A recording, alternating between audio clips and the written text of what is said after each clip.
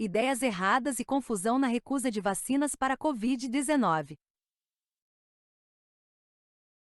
Apesar do mapa da vacinação, do dia 5 de fevereiro de 2022, apresentar uma proporção de 71% de brasileiros totalmente vacinados, há uma movimentação diametralmente oposta dos grupos anti-vacinas, que reivindicam o direito de não se vacinar.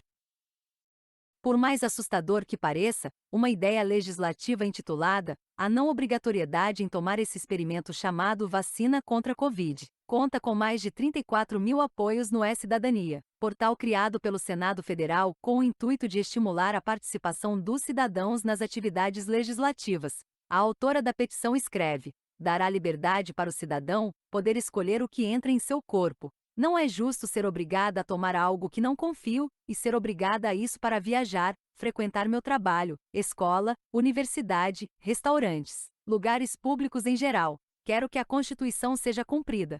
E continua: se a vacina imuniza quem a toma, por que obrigar quem não quer tomar se ele não passará para ninguém e se somente ele correrá esse risco? O argumento é comum, mas está errado por vários motivos.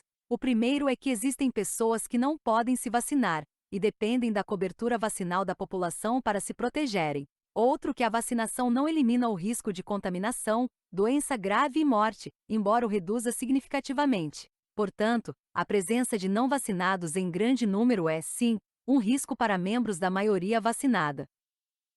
Não vacinados também são um campo fértil para a produção de novas variantes do vírus, que podem vir a escapar das vacinas existentes. Para completar, ao adoecer e evoluir para casos graves em proporção muito maior que os vacinados, não vacinados lotam hospitais e sobrecarregam os serviços de saúde.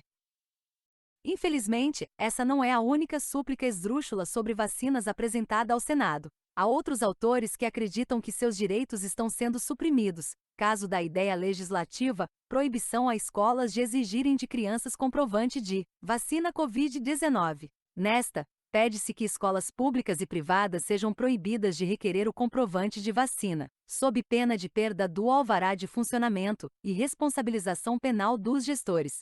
O autor da proposta acredita que a prática é um tipo de segregação social, em violação ao artigo 5º da Constituição.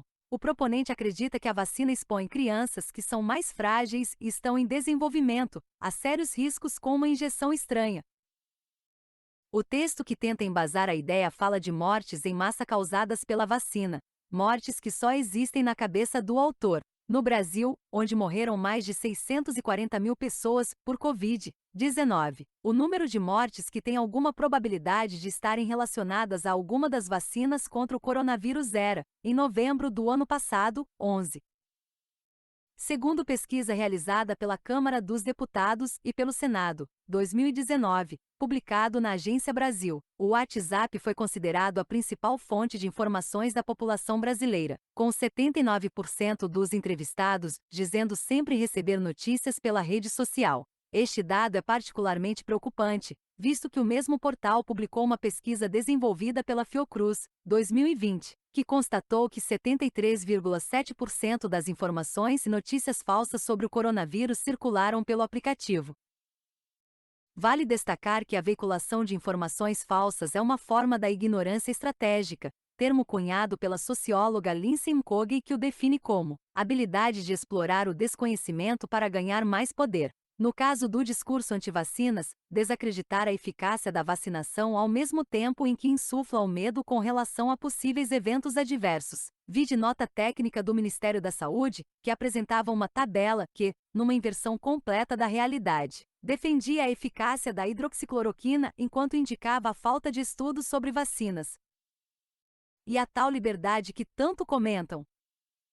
O direito à liberdade é um dos preceitos fundamentais presentes na Declaração Universal dos Direitos Humanos, proclamada em 10 de dezembro de 1948. A declaração apresenta 30 artigos, todos extremamente importantes.